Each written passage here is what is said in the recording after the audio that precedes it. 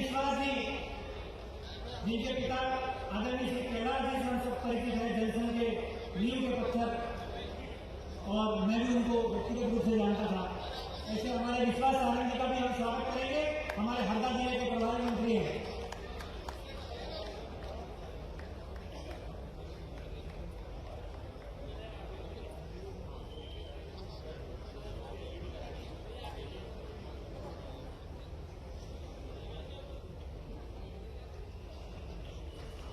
अभी कुछ ही क्षण पूर्व हमारे यशस्वी मुख्यमंत्री जी ने नर्मदा घाट का लोकार्पण किया। इस कार्यक्रम की पृष्ठभूमि आपके सामने मैं 2 मिनट में प्रस्तुत कर रहा हूँ। इस घाट के लोकार्पण में पधारे हुए सभी नागरिक माता वृंद भगिनियों का मैं यहाँ पर हार्दिक अभिनंदन करता हूँ। श्रद्धेय मंच को मैं जानकारी देना चाहता हूँ कि 2017 में तत्कालीन मुख्यमंत्री श्री शिवराज सिंह चौहान ने 11 करोड़ की लागत से और इस घाट के निर्माण की घोषणा की थी, जिसे नर्मदा घाटी विकास प्राधिकरण ने बनाया है। और आज 2025 में सेवा लोकार्पण समारोह संपन्न हो रहा है। विश्व की प्राचीनतम नर्मदा जो है, ऐसा कहा जाता है कि वो वेदों को अपने गर्भ में समाहित कर लेती है। जब प्रलय काल होता है तो नर्मदा नदी जो है वो अपने गर्भ में वेदों को समाहित करती है, और जब ब्रह्मा जी सृष्टि की पुनर्रचना करते हैं तब नर्मदा जी इस ज्ञान को अपने गर्भ से प्रकट करती है। इसलिए नर्मदा जी का नाम वेद गर्भा भी है, और इसलिए इस घाट को वेद गर्भा घाट कहा गया है।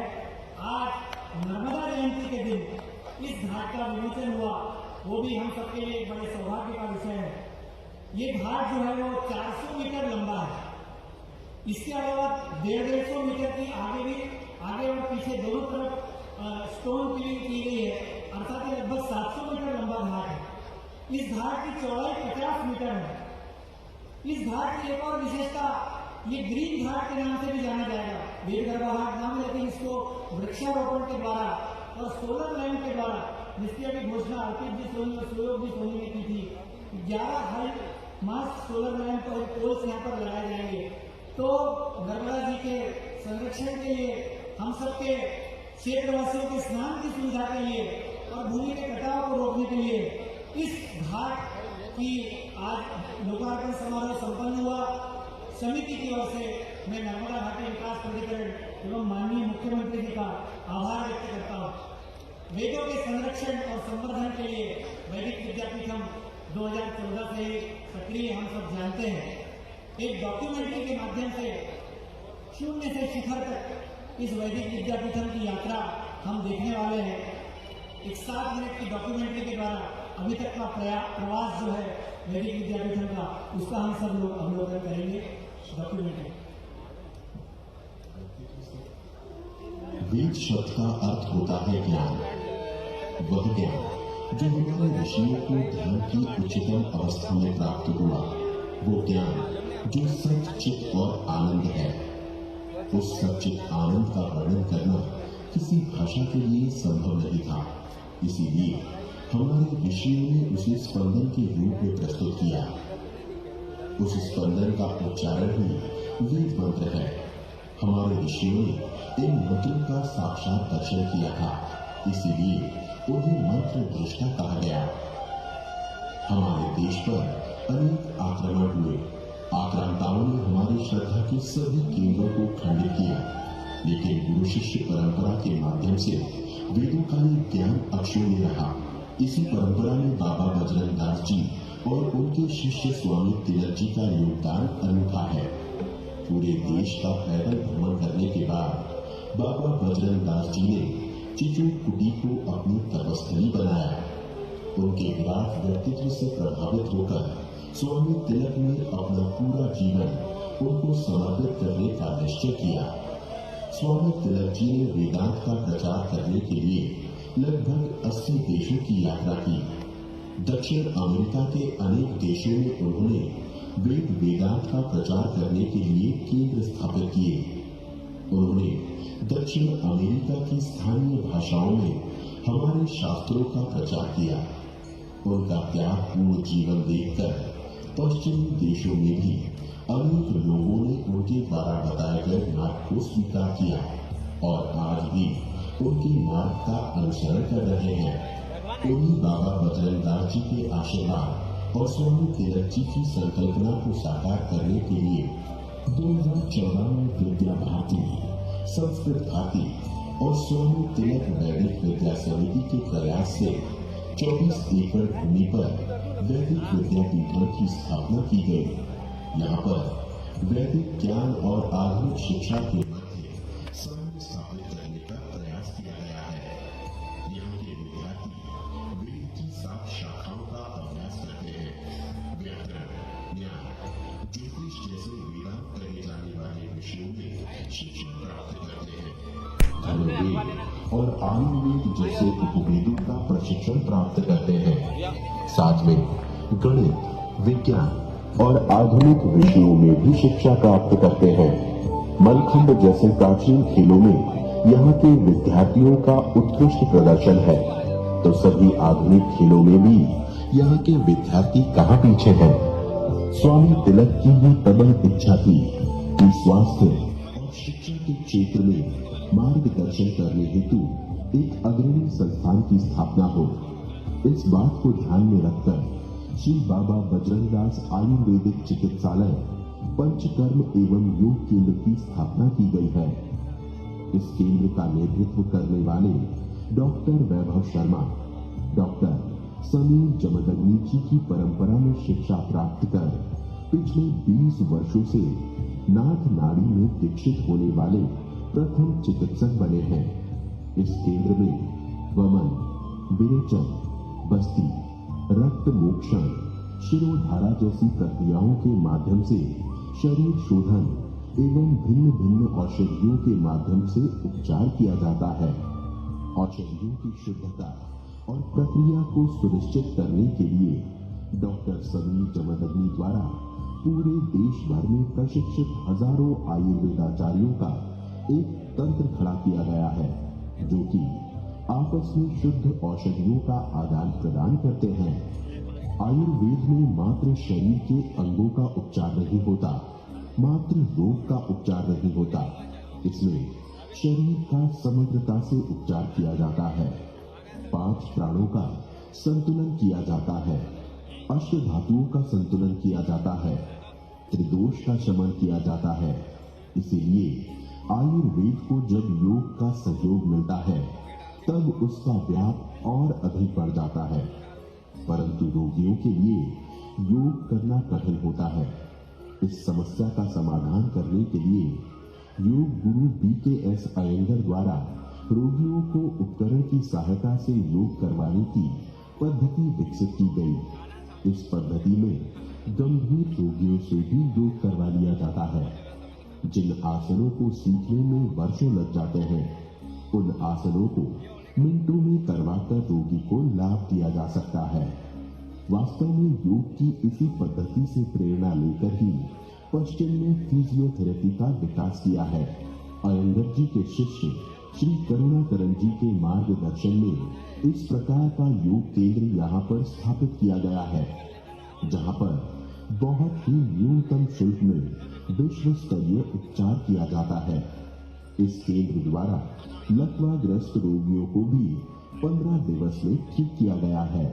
स्वामी तिलक ने सेवा को ही सबसे बड़ा उद्देश्य माना है। चिचोटकुटी साधना और सेवा का केंद्र बने, यही उनका चिंतन था। उनके इस चिंतन का अनुसरण इस संस्थान द्वारा किया जा रहा है। आज लघु रूप में खड़ा हुआ ये एक प्रकल्प भविष्य के अनेक प्रकल्पों का प्रतीक है। भविष्य में वैदिक विद्यापीठम के द्वारा अमरकंटक से भरूच कर मां नर्मदा के दोनों तटों पर 108 गुरुकुलों की स्थापना करने की योजना है, जहां पर प्रत्येक गुरुकुल किसी एक प्राचीन विषय में समग्र ज्ञान को समर्पित होगा। आयुर्वेद विश्वविद्यालय, स्वतंत्र वैदिक शिक्षा बोर्ड, भरतमुनि नाट्य शास्त्र के आधार पर रंगमंच का विश्वविद्यालय स्थापित करने की योजना है। 0 से 5 वर्ष की शिक्षा का आदर्श केंद्र एवं धनुर्वेद आधारित 10 शास्त्रों के अध्ययन का केंद्र बनाने की भी योजना है।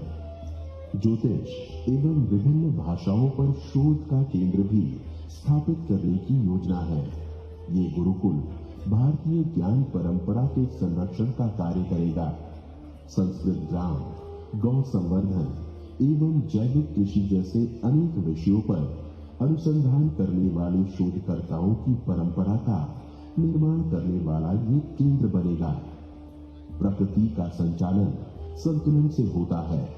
इडा और पिंगला का संतुलन, अभ्युदय और निश्रेयस का संतुलन, परा और अपरा का संतुलन, विद्या और अविद्या का संतुलन, 5 प्राणों का संतुलन, शाश्वत और युग का संतुलन, प्राचीन और आधुनिक का संतुलन, ये संतुलन ही वैदिक विद्यापीठम की यात्रा है।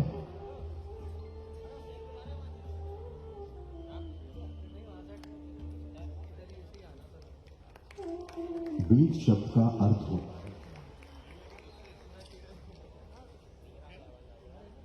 इस डॉक्यूमेंट्री के पश्चात बड़ा हर्ष का विषय है कि मंच पर उपस्थित डॉक्टर पप्पू राम जी बिश्नोई, जो मैनेजिंग डायरेक्टर हैं Dara engineering and infrastructure private limited, doctor Pappu Ram ji Bishnoi ji ने माननीय मुख्यमंत्री जी की उपस्थिति में ये घोषणा की है कि वे वैदिक विद्यापीठम के लिए 1 करोड़ की राशि दान करेंगे।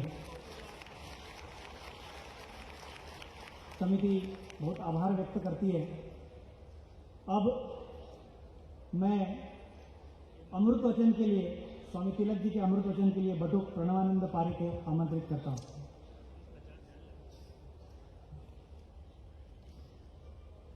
नमो नमः। पूज्य स्वामी तिलक जी की अमृत वाणी।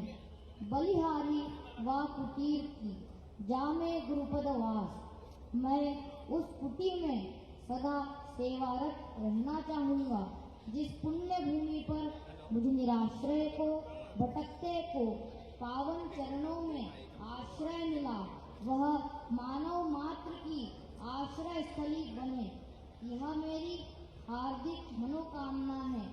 परमपिता परमेश्वर से प्रार्थना है कि देश विदेश से, पूर्व पश्चिम से, नई दुनिया व पुरानी दुनिया से, सभी स्थानों से ज्ञान व शांति के अभिलाषी यहाँ आए और सदा के लिए यहाँ के होकर रह जाए। हमारे पास साधन नहीं है, परंतु हमें साधनों की चिंता भी नहीं है। हम गुरुदेव की भावना को जीवित रखने के लिए प्रयत्नशील हैं। गुरुदेव हमारे योग क्षेम की चिंता कर लेंगे। कुटिया है बृहद देवालय उस देवता का जिसके अर्चन वंदन के लिए हम अपने सर्वस्व को, माता पिता को, बंधु बांधवों को, धन संपत्ति को छोड़कर यहाँ आए हैं। हम सब सदा लगे रहेंगे वंदना के इस पुण्य कार्य में। इसका आश्वासन मैं देता हूँ अपनी ओर से और अपने समस्त साथियों की ओर से भी। हम पास रहें या दूर, इकट्ठे रहें या अकेले, महाराज जी की आत्मा हमारी आस्था बनी रहेगी एवं उनके परिचिन्न हमारे मार्गदर्शक बने रहेंगे। धन्यवाद। इस युग पुरुष स्वामी तिलक जी ने 1973 में ही पत्र में भविष्य दर्शन किया था कि चिचोट कुटी चिचोट खेड़ा जो है वो अगला प्रयाग और काशी बनेगा। इस युग दृष्टा के स्वप्न को साकार करने का जिम्मा जिन्होंने उठाया है वे हमारे मार्गदर्शक पालक स्वामी नित्य चैतन्य दास जी महाराज यहाँ पर उपस्थित हैं। मैं उनसे करबद्ध प्रार्थना करता हूँ कि वे इस सभा का आशीर्वचन के रूप में 2 मिनट यहाँ पर अपना वक्तव्य दें।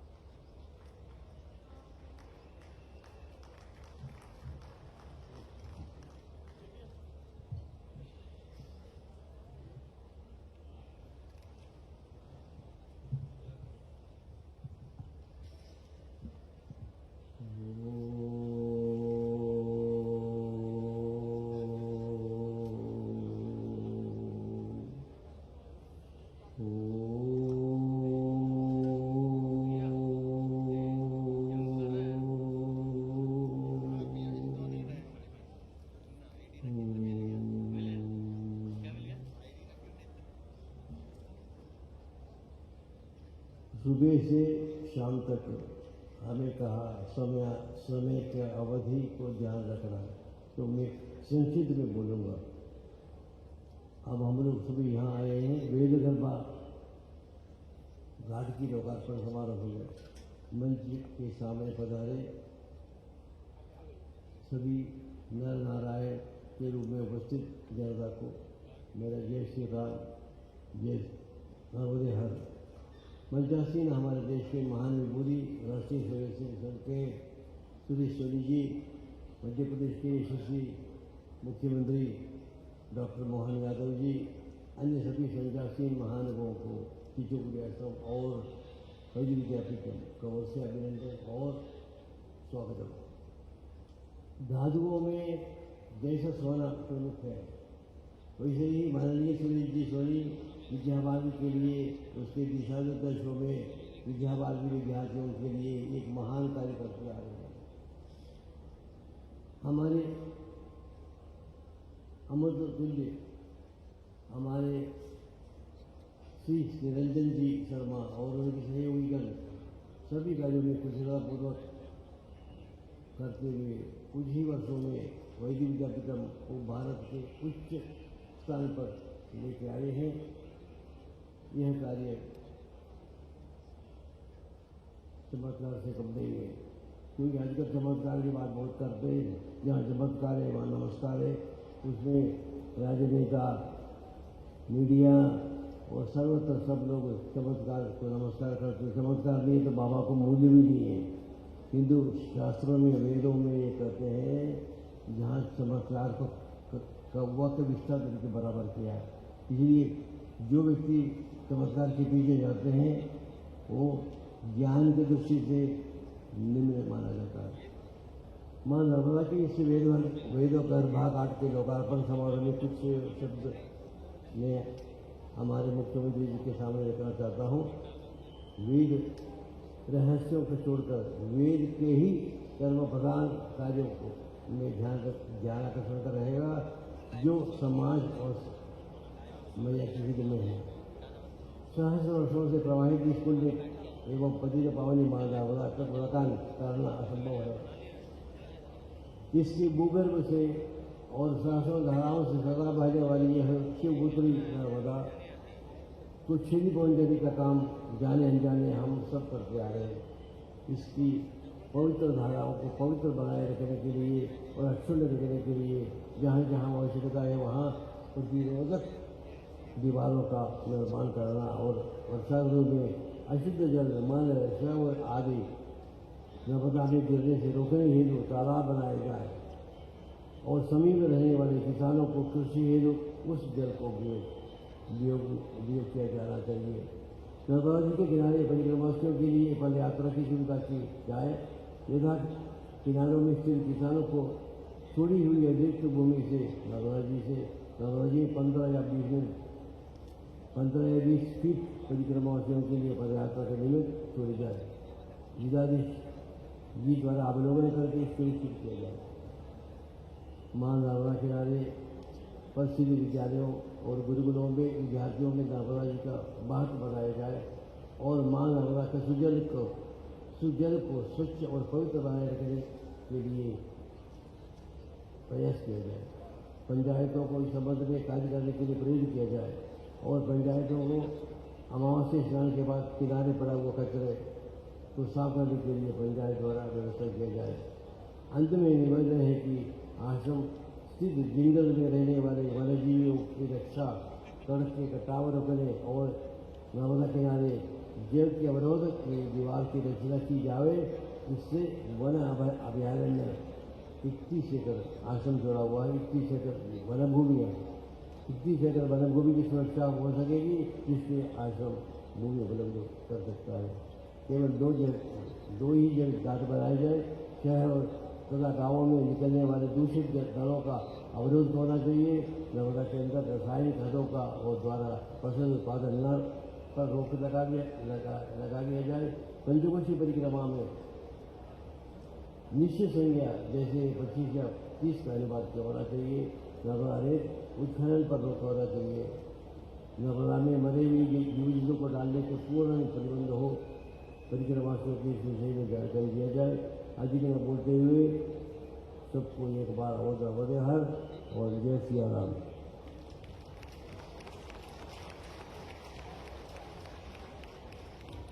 बहुत बहुत धन्यवाद स्वामी जी। आपके आशीर्वाद से हम बाबा जी और स्वामी तिलक जी के स्वप्न को अवश्य पूर्ण करेंगे। मैं वेणुवादन के लिए बटुकों को आमंत्रित करता हूं।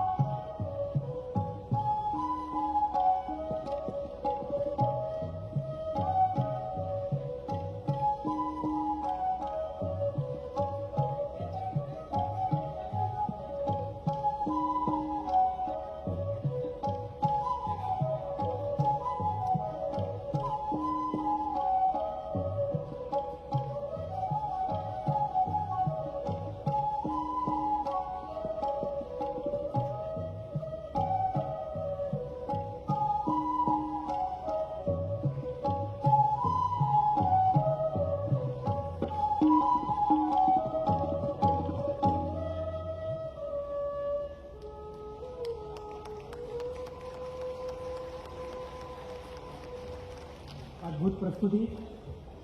विद्यापीठम में वेद के उपवेद, आयुर्वेद, धनुर्वेद, संगीत का भी अध्ययन अध्यापन का कार्य होता है। अब मैं आमंत्रित कर रहा हूं सरस्वती शिशु मंदिर तिमरनी की वर्तमान छात्राएं एवं पूर्व छात्राओं को कि वे आकर एक गीत प्रस्तुत करें।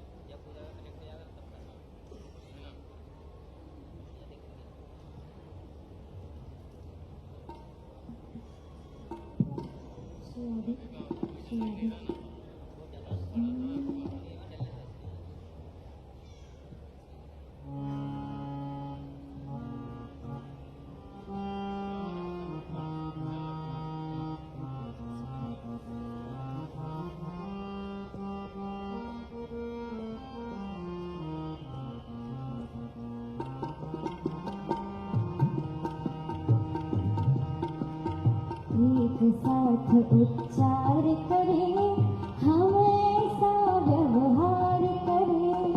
एक साथ उच्चार करें, हम ऐसा व्यवहार करें।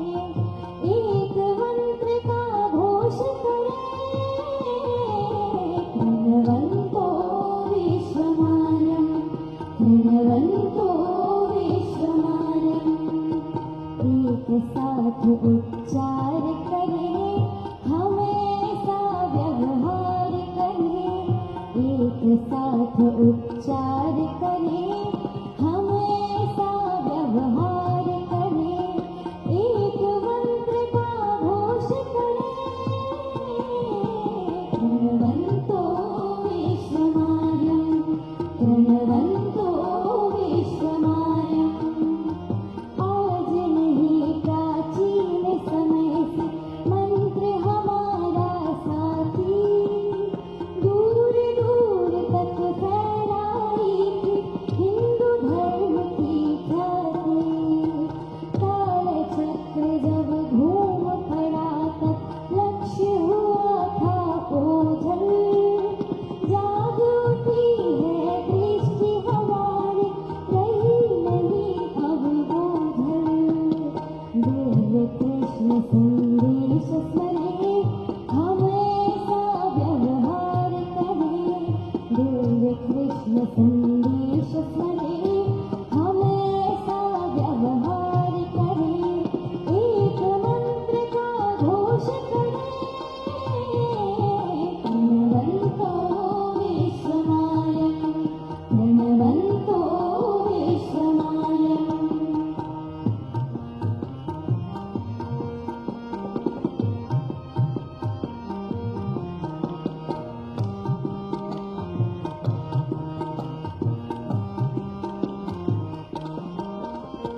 वेद और उपनिषद सिखाते क्या कर्तव्य हमारा, राम कथा गीता दिखलाती जो गंतव्य हमारा। मेरे विश्व में दूर दूर तक संस्कृति के बिखरे अवशेष, करते प्रेरित करो पुनः तुम विपरीत जागृति के संदेश। गुंजन से आकाश भरे, हमेशा व्यवहार करें, गुंजन से आकाश भरे, हमेशा व्यवहार करें, एक मंत्र का घोष करें, प्रणवन्तो विश्वमार्यं, प्रणवन्तो विश्वमार्यम्।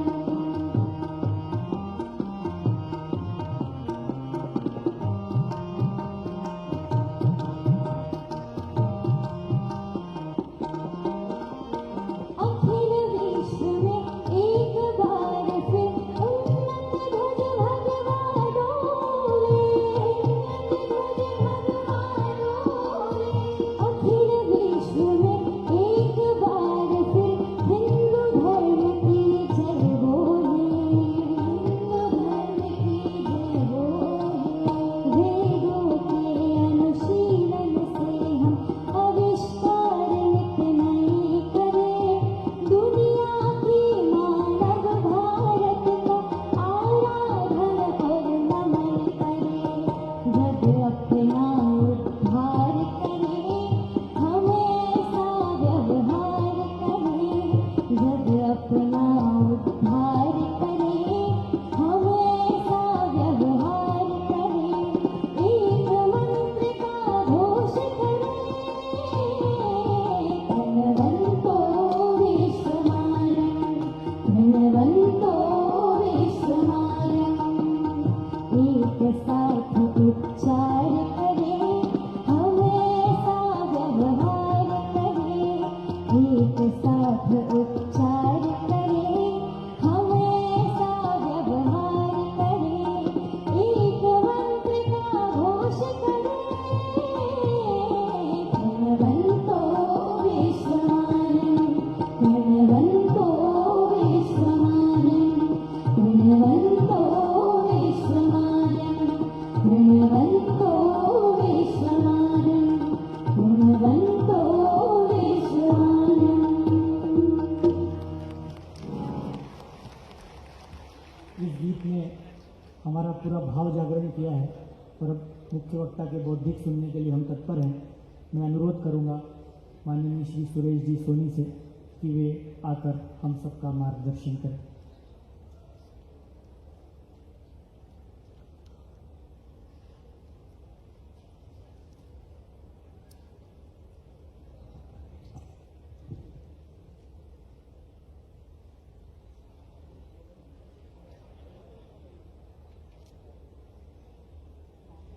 बोलिए नर्मदा मैया की।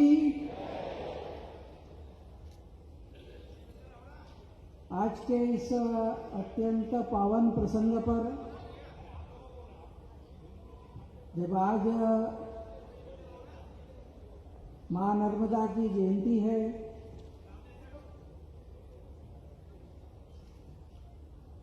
और इस नर्मदा के पावन तट पर जहां बाबा बजरंग दास जी जैसे साक्षात्कारी महापुरुष और उनके सुयोग्य शिष्य स्वामी तिलक जी ने तपस्या की, साधना की,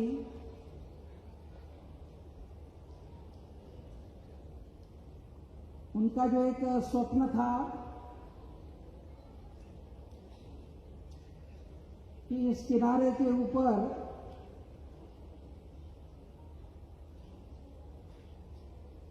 दुनिया से लोग आए और भारत की जो ज्ञान विज्ञान की धारा है वो यहाँ से प्रवाहित हो, यहाँ पर एक विद्यालय खड़ा हो। तो इस आश्रम के इस नर्मदा तट पर स्थित इस वैदिक विद्या ज्ञान पीठ और यहाँ पर जो नर्मदा जी के तट पर वेलगर्भा घाट का निर्माण मध्य प्रदेश शासन के सहयोग से हुआ,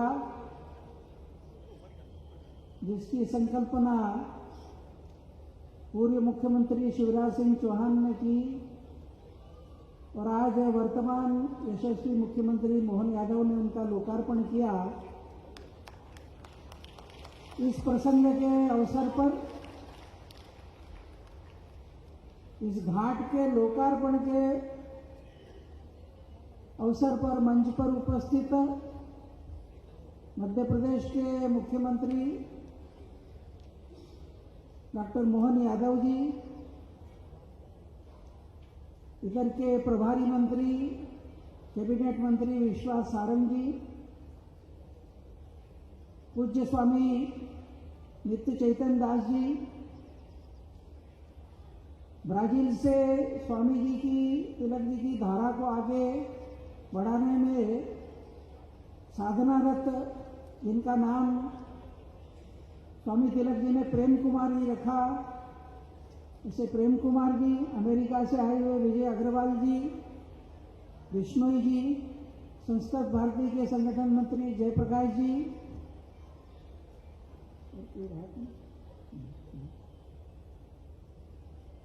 और आज इस पावन प्रसंग पर उपस्थित संपूर्ण क्षेत्र से और दूर दूर से पधारे हुए सभी वेद ज्ञान परंपरा के और मां नर्मदा के भक्त बहनों तथा भाइयों, मां नर्मदा जी का सानिध्य मिलना ये अपने आप में सौभाग्य की बात है।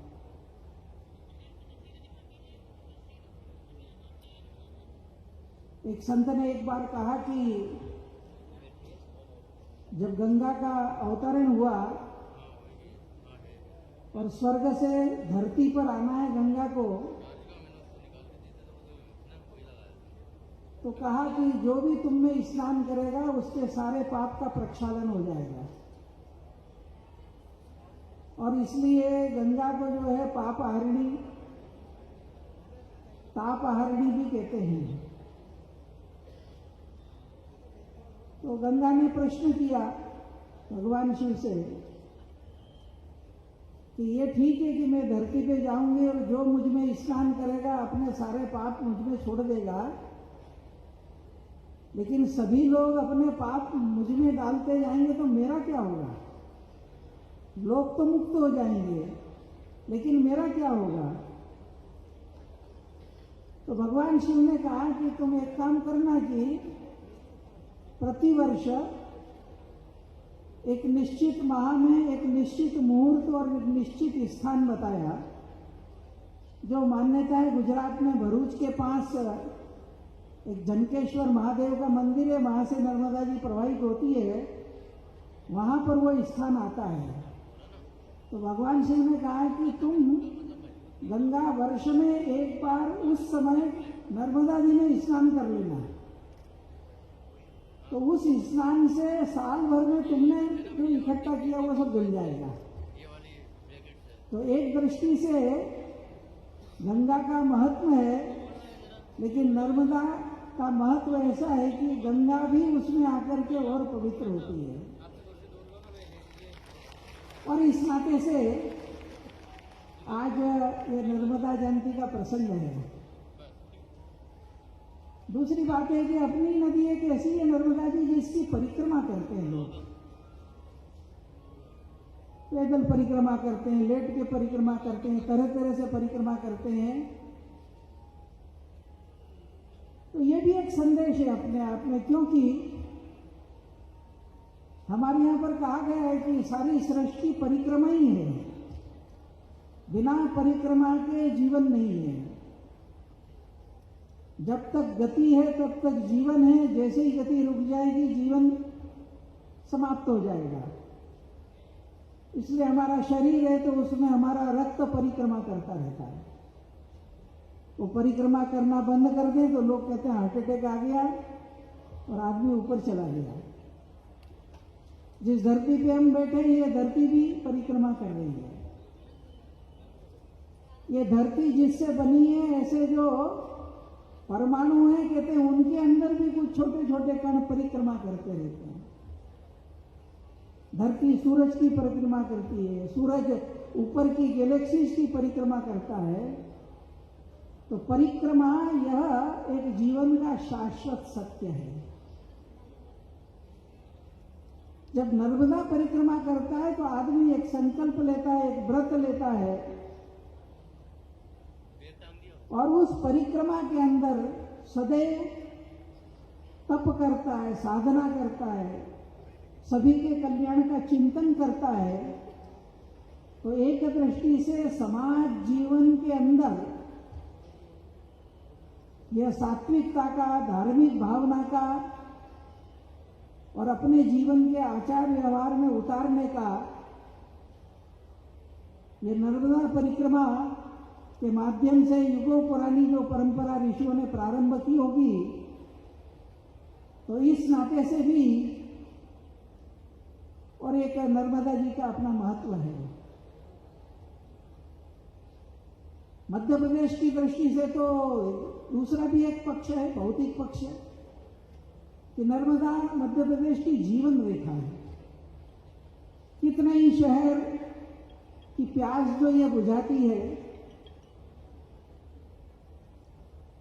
और इस नाते से सारे प्रदेश में जहाँ कहीं मैं कभी जाता हूँ तो सुनता हूँ हमारे यहाँ पानी की कमी है, नर्मदा जी से ले आइए। हमारे यहाँ पानी की कमी है, नर्मदा जी से ले आइए। तो ऐसी जो जीवन रेखा नर्मदा है, तो उसके प्रति एक भक्ति भाव, श्रद्धा भाव, उसका पूजन अर्चन, नर्मदा अष्टक का हम पाठ भी करते हैं, आरती भी करते हैं, वह तो चले। लेकिन मैं हमेशा कहता हूं कि हमारे यहाँ पर कहा है, हमारे ऋषियों ने जो देखा है कि जो हम दिखते हैं वो उतना ही नहीं होता है।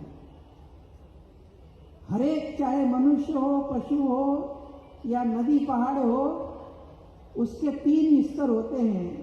एक भौतिक स्तर है जिसको आदि भौतिक कहते हैं, एक दूसरा ऊर्जा का स्तर है जिसे आदि दैविक कहते हैं, और तीसरा आध्यात्मिक स्तर है। तो नर्मदा जी की हम उपासना करते हैं, आराधना करते हैं, तो देवी नर्मदा के प्रति हमारी भक्ति और नर्मदा देवी के रूप में सदैव रहेगी। लेकिन बहती हुई जो नर्मदा है वो नर्मदा जी का शरीर है, वो आदि भौतिक है। तो जैसे हमारा शरीर जो है, जैसा आजकल हरदा के सब लोग महसूस करते हैं कि तमाम केमिकल्स और पेस्टिसाइड जो अनाज, सब्जी और फलों में निकल रहा है, वह मनुष्य के शरीर को रोगी कर रहा है और इसलिए कैंसर का जिला बनता जा रहा है। इसका अर्थ है कि प्रदूषण अगर करेंगे तो शरीर नष्ट होगा। तो नर्मदा जो बह रही है ये इस नर्मदा जी का भी शरीर है। तो इस नाते एक आज के इस अवसर पर संपूर्ण समाज को इसका भी एक चिंतन करना है कि देवी नर्मदा की हमको आराधना करनी है, नर्मदा अष्टक का पाठ करना है, लेकिन नर्मदा जी का शरीर, बहता हुआ जल युगों युगों तक निर्मल अविरल शुद्ध रहे, उसके लिए भी हमको प्रयत्न करना है। और इस नाते से संपूर्ण नर्मदा जी के जल में किसी भी प्रकार का प्रदूषण व्यक्ति, परिवार, गांव, नगर इनके द्वारा न जाए, इसका भी संकल्प मुझे लगता है कि आज के दिन लेने की आवश्यकता है। इसी के साथ साथ जितनी अन्य नदी है, गंगा जी आदि, उनको एक बाहरी सहारा है कि हिमालय पर्वत से वो निकलती है। वो गंगा हो, यमुना हो, ब्रह्मपुत्र हो, वे सब वहां से निकलती, इसलिए बर्फ के ग्लेशियर पानी की आपूर्ति करते रहते हैं। लेकिन जो नर्मदा है उनके पास कोई ग्लेशियर नहीं है, तो उनका आधार क्या है? तो जो कथा आती है कि जब स्वर्ग से गंगा उतरी तो महादेव ने अपनी जटाओं में उसको धारण किया, तो संपूर्ण नर्मदा के गमन उद्गम से लेकर के और सागर में जहाँ विलीन होती है, उस संपूर्ण पथ के ऊपर जो वृक्ष हैं, पेड़ हैं, वो राशि ही भगवान शिव की जटा राशि है। और इस नाते से ये अविरल जल बहता रहे, इसलिए नर्मदा के किनारे वृक्षों की कमी न हो, वो भी मां नर्मदा की सेवा है। मुझे लगता है कि आज के प्रसंग पर हम सब इसका भी और एक चिंतन करें। और एक बात की, जैसा कहा कि आज घाट का लोकार्पण हुआ है, बड़ा विशाल घाट है, और हमारे यहाँ कहते हैं कि जीवन की यात्रा में मनुष्य भवसागर भी पार करता है, तो फिर कहीं ना कहीं जब घाट आता है तभी यात्रा का अंत होता है। और इसलिए हमारे जीवन में धर्म की यात्रा, पुण्य की यात्रा, तो ये घाट जो है ये उस दिशा के लिए भी हमको और प्रेरित करेगा। और आगे की जैसा बताया कि एक सुखद संयोग है कि एक तपस्थली है, भगवती नर्मदा बह रही है और किनारे पर यह वेद विद्या का केंद्र स्थापित हुआ है। हमारे यहाँ कहते हैं वेदो अखिलो धर्म मूलम, और संपूर्ण विश्व जब सब तरफ से दुखी और परेशान हो जाएगा तो अंततो गत्वा उसको वेद माता की शरण में ही आना पड़ेगा। और इस कारण से इस संपूर्ण क्षेत्र के अंदर जैसी संकल्पना की है कि आसपास के सारे क्षेत्र में 108 गुरुकुलों का एक विशाल संरचना खड़ी जाएगी, तो यहाँ से गूंजे हुए वेद मंत्र जो हैं वह संपूर्ण और वायुमंडल को और शुद्ध करेंगे, अपने जीवन के अंदर सद्विचारों का संचार करेंगे। और इस नाते से यह जो यहाँ पर एक विद्या का भी एक क्रम चालू किया है और समग्रता में जो उसका विचार किया है कि वेद विद्या भी होगी, योग विद्या का भी अभ्यास होगा, और जैसा कहा है कि शरीर माध्यम खलु धर्म साधनम, धर्म की साधना करना है तो शरीर ही माध्यम है। तो उस नाते से एक सनातन हमारी जो आयुर्वेद की पद्धति है उसका भी एक अच्छा केंद्र यहाँ पर विकसित करने की जो बात है, तो मुझे लगता है कि आने वाले समय के अंदर यह संपूर्ण क्षेत्र के लिए और एक दिशा निर्देश का कार्य आने वाले समय के अंदर में और करेगा। इस दृष्टि से इस संपूर्ण क्षेत्र के अंदर जैसा मैंने कहा कि आज इस नर्मदा जयंती के पावन प्रसंग पर हम सब माँ नर्मदा का चिंतन करें और माँ नर्मदा के स्वास्थ्य की भी चिंता करें, उनका आशीर्वाद भी हमको सदैव मिलता रहे। और उसी के साथ साथ जो पावन जल की धारा है, उसी के साथ साथ यहाँ से बहने वाली विद्या की पावन धारा जीवन के सभी क्षेत्रों के अंदर एक दिशा दे। क्योंकि आज की जो दुनिया है, दुनिया में हर जगह जब आदमी, देश, सभ्यताएं परेशान हो जाती हैं तो घूम फिर करके वो भारत के पास आती है, भारत की धर्म परंपरा से सीखने के लिए आती है। और इस दृष्टि से मुझे याद आता है जैसे आजकल जलवायु का संकट, रेगिस्तान बढ़ रहे हैं, धरती जो है उसकी उर्वरा शक्ति कम हो रही है, जंगल कम हो रहे हैं, नदियां सूख रही हैं। नर्मदा जी तो फिर भी बह रही है, जबकि नदी के यहाँ हमारे यहाँ अथर्ववेद में एक मंत्र आता है जल सूक्त में। तो नदी क्यों बोलते हैं हम? तो ऋषि कहता है कि जब वर्षा आती है और जब नदी बहती है तो वो नाद करती हुई बहती है, गर्जना करती हुई बहती है। तो आप नाद करती हुई बहती है, इसलिए आपका नाम नदी है। तो नदी का बहना बंद हो गया, नदी बहने पर आवाजें बंद हो गई, तो नदी नाम सार्थक नहीं रहेगा। तो इस नाते से, और आज जब दुनिया के अंदर ये सारे जब संकट खड़े हो रहे हैं, तब हमको मार्ग कहाँ मिलेगा? तो कुछ वर्ष पूर्व अमेरिका में एक पृथ्वी सम्मेलन हुआ था। उस समय अमेरिका के राष्ट्रपति जॉर्ज बुश हुआ करते थे और उनके साथ उपराष्ट्रपति थे अल गोर नाम के। वो उस पृथ्वी सम्मेलन का उद्घाटन करने आए।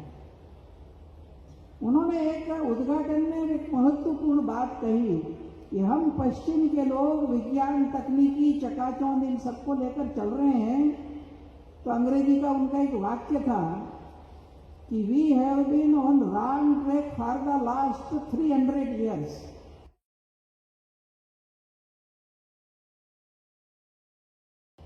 It is time to rethink and turn to east for guidance। इसका मतलब है कि हम लोग पिछले 300 साल से गलत रास्ते पर चल रहे हैं, विनाश के रास्ते पर चल रहे हैं। अब समय आ गया है कि थोड़ा ठहरें और ठहर कर थोड़ा पीछे देखें, पुनर्चिंतन करें और मार्गदर्शन के लिए पूर्व की ओर देखें, भारत की ओर देखें। और इसलिए मैंने कहा कि आज सारी दुनिया के अंदर जो संकट हैं, उन सब के अंदर भी अगर आना है तो ये भारत की जो हमारी दृष्टि है, जो अपनी माँ को माँ मानती है और इस माँ की मातृ दृष्टि को विस्तारित किया, और इसलिए हमने गाय को भी माँ माना, तुलसी को भी माँ माना, धरती को भी माँ माना, और जितनी बहने वाली नदियां हैं उनको भी हमने माँ कहा। काका कालेलकर ने देश की नदियों पे एक किताब लिखी थी, तो उन्होंने शब्द प्रयोग किया, ये सब नदियां हमारी लोक माता हैं, हम सब लोग इसके ऊपर निर्भर हैं। और इस नाते से आज यह लोक माता नर्मदा के जयंती के पावन अवसर पर यह जो एक पुण्य प्रसंग उत्पन्न हुआ है, उसका हम सब विचार करें। और आने वाले समय के अंदर इस केंद्र में भविष्य में एक भगवान शिव का मंदिर, और सबसे बड़ी बात कि चूंकि ये विराट घाट है, बहुत लंबा चौड़ा, तो आने वाले समय के अंदर संपूर्ण नर्मदा का जो तट है, उसके प्रमुख स्थान हैं, वो एक जगह सबको देखने को मिले। इस नाते से, और यहाँ पर कोई एक आज की टेक्नोलॉजी का और उपयोग करते हुए इलेक्ट्रॉनिक्स और इन सब का, और एक विराट संपूर्ण नर्मदा का विहंगम दृश्य भी यहाँ घाट के यहाँ पर सब लोगों को देखने के लिए और सुलभ हो, इस प्रकार के लिए एक भविष्य में योजना करेंगे। मैं समझता हूँ कि आज के इस पावन प्रसंग पर आप सब इतनी बड़ी संख्या में दूर दूर से पधारे, इसके लिए आप सबका धन्यवाद। कार्यक्रम के बाद सब घाट का दर्शन भी करेंगे। इतना ही कहते हुए, और नर्मदा जयंती पर सभी को सुख, स्वास्थ्य और धर्म लाभ हो, इस प्रकार की हृदय से शुभकामना करते हुए मैं अपनी वाणी को विराम देता हूँ।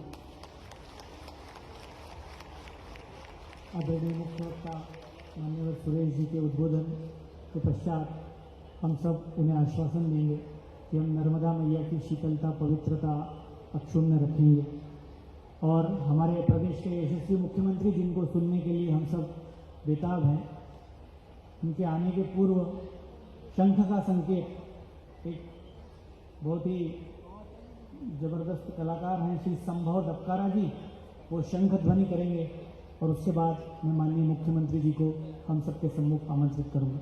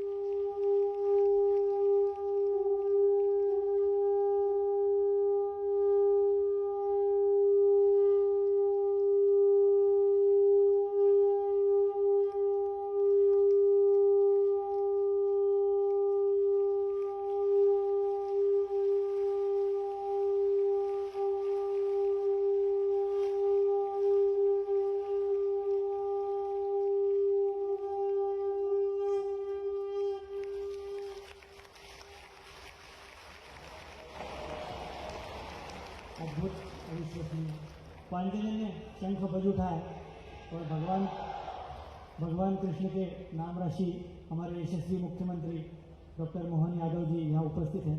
मैं उनसे सादर अनुरोध करूंगा कि वे हम सबको मार्गदर्शन दें।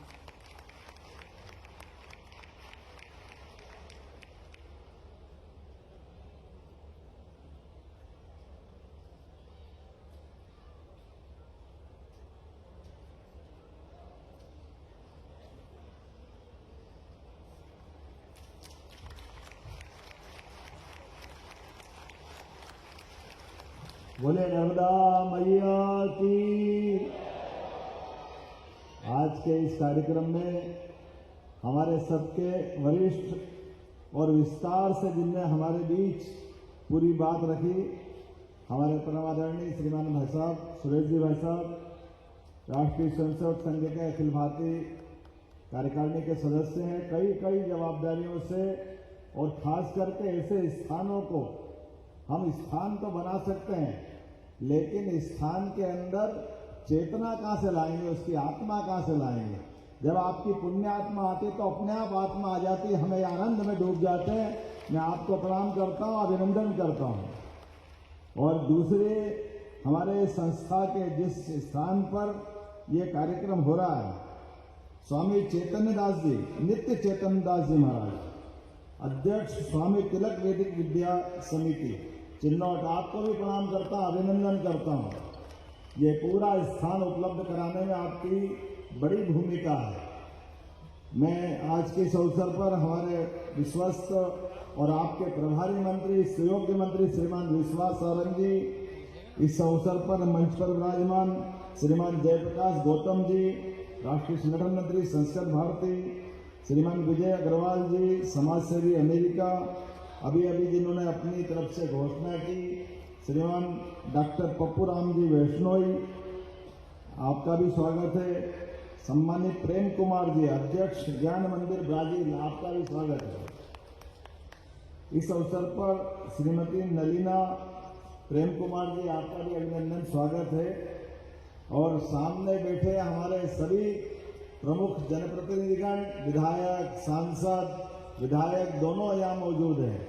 हमारे चौधरी जी भी और बहन हमारी दोनों, श्रीमान कमल पटेल जी, हमारे दोनों तीनों विधायक भी यहाँ मौजूद हैं। मैं आज के इस अवसर पर समय के कारण से थोड़ा सा सबको प्रणाम करता हूँ। सभी संत वृंद, सभी माता बहनें, पत्रकार साथियों, प्यारे मित्रों, विद्यार्थी साथियों, आज का दिन तो कुछ कई कारण से थोड़ा अलग हटके है। हम सब, जैसे भाई साहब ने बोला, बिल्कुल सही बात कि माँ गंगा के प्राकट्य के लिए भागीरथ जी ने तपस्या की और उनके तपस्या के परिणाम स्वरूप महाराज भगवान शिवशंकर ने अपने जटाओं में धारण करके गंगा जी के अवतरण का उनने हमारा सपना भागीरथ जी के काल का सार्थक किया। लेकिन जटाओं के लिए जहां गंगा जी का जल हमको मिला, वो भी बगैर ग्लेशियर के, कोई बर्फ नहीं है, लेकिन आज इतनी चैतन्य मां नर्मदा की धारा है कि दुनिया को अपनी जगह जैसे देखे, लेकिन एकमात्र मां नर्मदा का ये किनारा है जहां पर मां सीधे कई लोगों को दर्शन देती है, कई लोगों के जीवन धन्य होते हैं। ये एकमात्र स्थान है जहां आम जन भी और साधक भी दोनों का जीवन का आना धन्य होता है। वो अगर कोई पवित्र किनारा है तो मां नर्मदा का किनारा है। हमें इस बात की प्रसन्नता है और उनका आशीर्वाद हमको मिलता है। सरकार की दृष्टि से देखा जाए तो सच्चे अर्थों में आज की स्थिति में 48 लाख हेक्टेयर क्षेत्र में सिंचाई की हमारी क्षमता बढ़ी, लेकिन इस सिंचाई क्षमता में मध्य प्रदेश की वर्तमान की स्थिति बताना चाहूंगा। उसमें 40 लाख हेक्टेयर अगर सिंचाई में खेतों को पानी मिल रहा है तो मां नर्मदा के आशीर्वाद से मिल रहा है। हमें इस बात का आनंद है। 40 लाख हेक्टेयर कोई कल्पना कर सकता है? सब जानते हैं कि जैसे हमने कोई पारस पत्थर नहीं देखा, लेकिन पारस के बारे में कहा जाता है कि जैसे किसी लोहे को छुआओ तो लोहा सोना बन जाता है। ये तो हमने सुना और देखा, ये तो सुनने वाली बात है, देखा तो है नहीं। लेकिन सच्चे अर्थों में जहां सूखे खेत को पानी मिल जाए, ये बात पक्की है कि वहां फसलों के रूप में सोना हो जाता है। इस बात में कोई शक नहीं।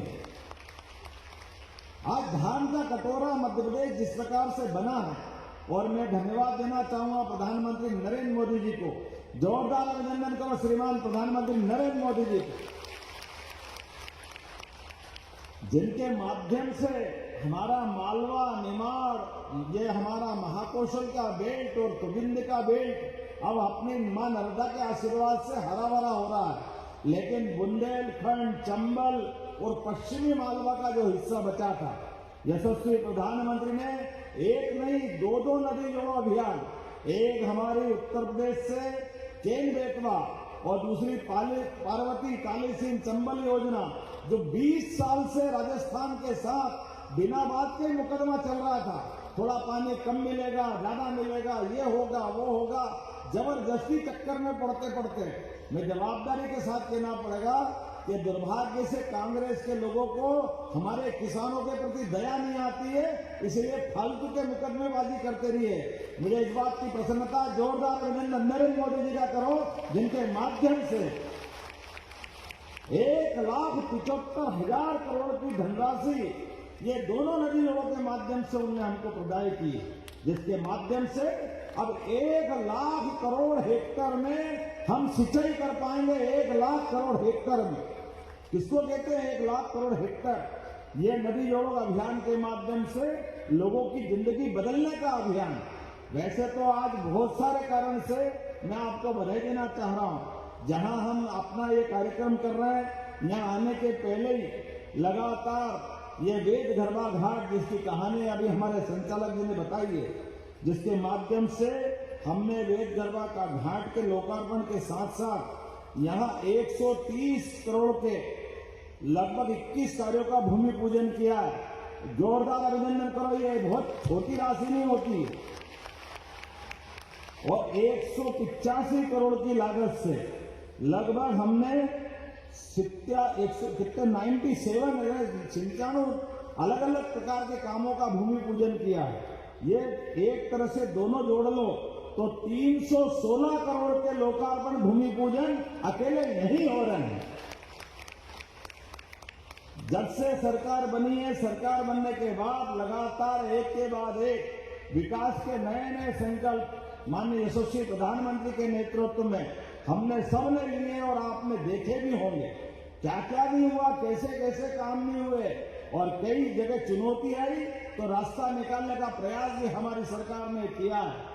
आपको याद होगा हरदा में आग लगी, भाई साहब यहाँ आग लगी, बड़ी कठिनाई थी कि पटाखा फैक्ट्री में जब आग लगी और आग की विकरालता ऐसी थी कि हमारे पास हमने सभी प्रकार के प्रबंधन कर दिए, लेकिन दुर्भाग्य से ये अंदर का ऐसा अपना रास्ता है कि यहाँ पर योग्य प्रकार से आग बुझाने के साधन भी नहीं थे।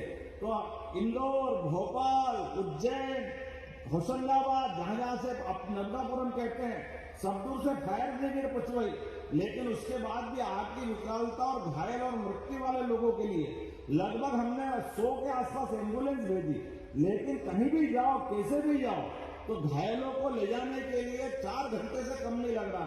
लेकिन वो ग्रीन कॉरिडोर बना करके एक एक व्यक्ति की जान बचाने का काम उस समय किया था कि हमारे किसी व्यक्ति के जीवन में अगर कष्ट आ गया तो सरकार को सबसे पहले खड़े होना चाहिए।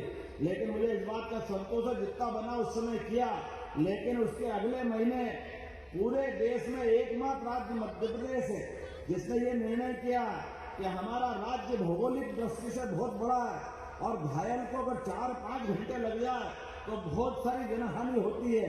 इसलिए एयर एम्बुलेंस लाने का निर्णय हमारी सरकार ने किया कि आने वाले समय में किसी भी आदमी के जीवन में अगर ये कष्ट आ जाए तो जहां हवाई पट्टी है वहां विमान भेजते एयर एम्बुलेंस, और जहां विमान करने का हमारा एयरपोर्ट या हवाई पट्टी नहीं है वहां हेलीकॉप्टर से जान बचाने का काम हमारी सरकार के द्वारा किया जाएगा। ये निर्णय हमारे द्वारा किया। गए जमाना पुराने लोग थे, कांग्रेस के लोग एक तो इतने बड़े वाले हैं कि अपने घर में हेलीकॉप्टर उतारते हैं और हेलीकॉप्टर से जाते हैं। ठीक है, मां लक्ष्मी की उन पर कृपा होगी, लेकिन दुर्भाग्य से 40-40 साल से लगातार जनप्रतिनिधि हैं, लेकिन किसी गरीब के जीवन में हेलीकॉप्टर की मदद मिल जाए कोई उदाहरण नहीं है उनके सामने।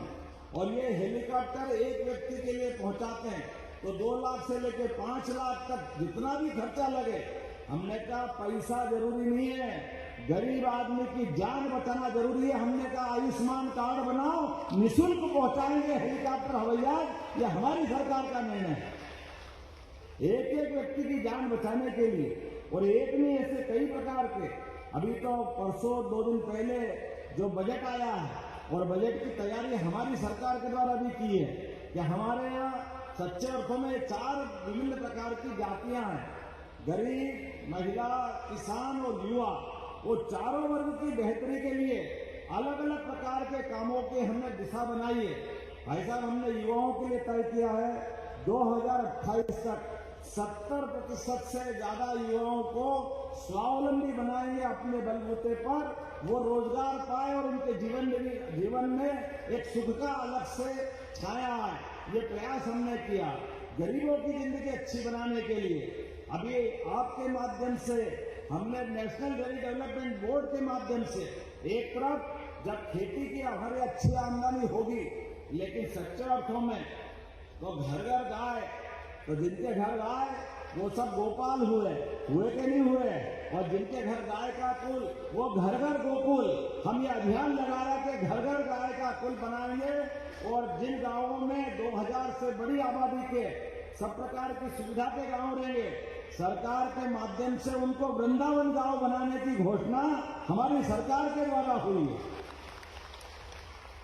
अब गौमाता से निकलने वाला गोबर, गोमूत्र, ये कोई अलग संकट नहीं है, इनसे भी बिजली बनती है, इनसे बहुत सारी प्रकार का उपयोग होता है। ऐसे सारे कामों को प्रोत्साहन देकर के लगातार हम प्रयास करेंगे कि ऐसे एक के बाद एक इन कामों के माध्यम से आने वाले समय में अकेले इसी मध्य प्रदेश के अंदर जैसे अमूल की डेयरी गुजरात में आई तो गुजरात में किसानों की जिंदगी बदली। हम भी प्रयास कर रहे हैं कि मध्य प्रदेश में किसानों की आय बढ़े, किसानों की जिंदगी बेहतर हो, इसलिए उस पर भी काम करने जा रहे हैं। मैं आज के इस अवसर पर, चूंकि बहुत सारी बात हो सकती है, लेकिन एक गौशाला की बात यहाँ भी आई है। कौन सा गांव बताया था?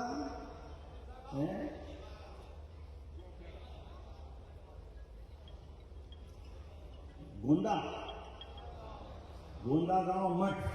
आपने जो कहा, निश्चित रूप से वहां भव्य गौशाला बनाई जाएगी। सारी व्यवस्था सरकार के द्वारा करेंगे। आज के इस अवसर पर चूंकि समय की कमी है, लेकिन बहुत सारी मांग भी मुझे बताई है। ये सारी मांग भी मैं मानने के लिए यहीं से घोषणा करता हूं। आपने कहा कि यहाँ हमारे यहाँ ITI नहीं है, तो ITI भी बनाया जाएगा। निश्चित रूप से ITI बनाने की घोषणा करता हूं। आज के इस अवसर पर पुनः अच्छे कार्यक्रम की बधाई देता हूं। बहुत बहुत धन्यवाद। भारत माता की जय।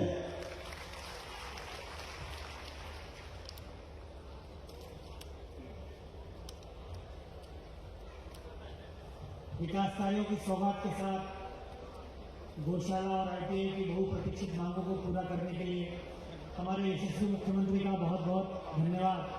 मैं अभी सभी से अनुरोध करता हूं कि अपने स्थान पर ही बैठें। भोजन की व्यवस्था भोजन पैकेट की यहीं पर है, उसके बाद ही हम अपने स्थान से जाएंगे। सभी से अनुरोध है यहीं बैठें। मैं सचिव महोदय श्री सुजीत जी शर्मा से अनुरोध करता हूं कि वे धन्यवाद ज्ञापित करें। सभी कृपया बैठ जाइए, भोजन के बाद ही जाना है।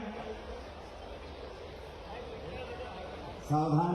बोलिए नर्मदे हार।